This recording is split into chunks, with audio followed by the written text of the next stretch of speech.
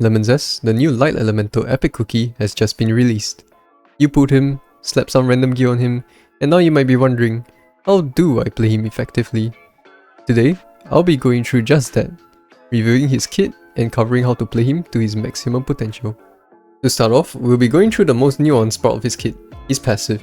Lemon Zest gains charges with every attack he does with the exception of his charge attack, which consumes the charges. You can see this bar here being filled whenever he attacks. Lemon Zest's passive will also apply a debuff called Lightning Rod to the nearest enemy every 20 seconds. This marks the enemy signified by this symbol. If Lemon Zest lands any direct hits to this target, he gains additional charges. This debuff is dispelled after 4 direct hits and would expire in 10 seconds if not dispelled. To utilize this well, you want to stay closest to your main target, so you are able to constantly apply this debuff for more charges and thus more damage. Lemon Zest's special summons a rain of arrows at a targeted area. This skill has a 13-second cooldown and provides a huge amount of charge to Lemon Zest.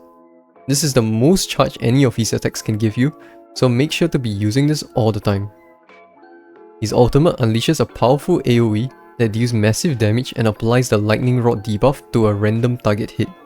It also gives you 18% of the charge buff for free. There are some misconceptions of his ultimate where some people claim that the ultimate does not count as a direct hit attack. This is however not true, as you can see on screen where I've tested him on his own artifact versus Sting Durian's artifact, where Sting Durian's artifact only works on direct hits. And you can see that it does increase his non-crit ultimate damage. Note that the Lightning Rod debuff cannot be stacked, and will only be refreshed when reapplying Lightning Rod to a target. So to maximize your charges, you should try to consume the Lightning Rod debuff before applying it again on your main target with the ultimate. Here, you can see the difference in the charge bar when you consume the Lightning Rod debuff first before reapplying it with the ultimate. The differences between the charges are very significant. You want to keep this in mind, especially for single target heavy content like Raid.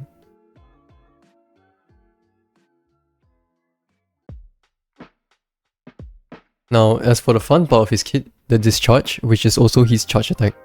When Lemon Zest consumes his build-up charges, he does a constant stream of arrows in the direction targeted. He can spin 360 degrees while discharging and does not need a fully stacked charge bar to discharge. Do keep in mind that while you can discharge whenever you want to, there is a slight wind-up delay to activate the discharge, so it wouldn't be optimal to keep activating it after every bit of charge. Still, you can feel free to discharge whenever it is convenient, as the difference between constantly aiming for a fully charged bar and not is negligible. Now on to his rotations will vary depending on his artifact choice and promotions. If you are using his signature artifact, Piercing Light, begin your rotation with 1 or 2 basic attacks, then straight into a charge attack. This is to gain the attack buff that his artifact gives him as early as possible before unleashing other damage sources, and to also dispel the Lightning Rod debuff applied by the passive at the same time. You can see if Lemon Zest has been buffed with the artifact by looking for these buff indicators around him. Then follow up with his ultimate into a special skill on the target marked by the ultimate. This will instantly dispel the newly applied Lightning Rod debuff. After your abilities have been put on cooldown, you're free to do pretty much anything you want, ideally continuing to maintain and dispel marks on key targets. If you have him on 5-star promotions though, you are encouraged to continue building up charges to full before discharging.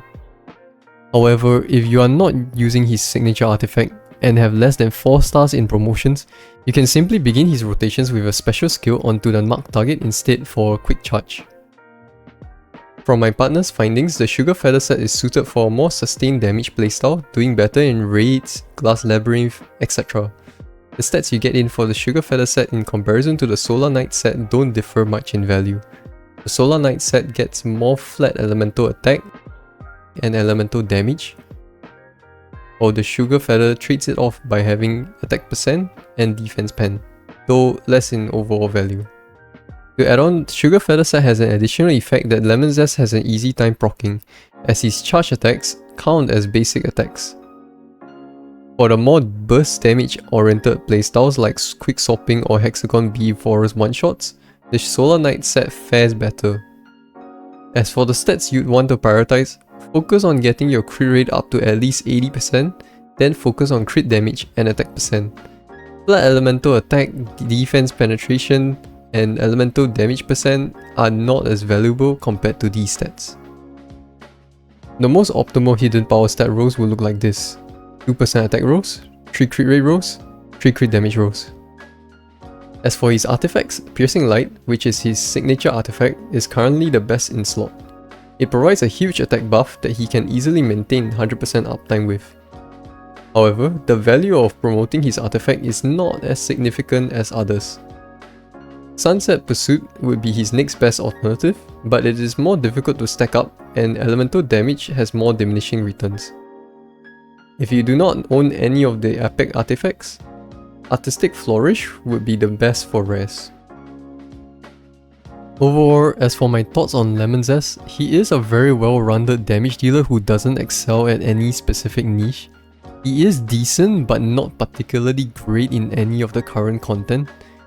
He has 2 great AoE spells with relatively low cooldowns, but also single target basic attacks and a passive that functions randomly with single target application.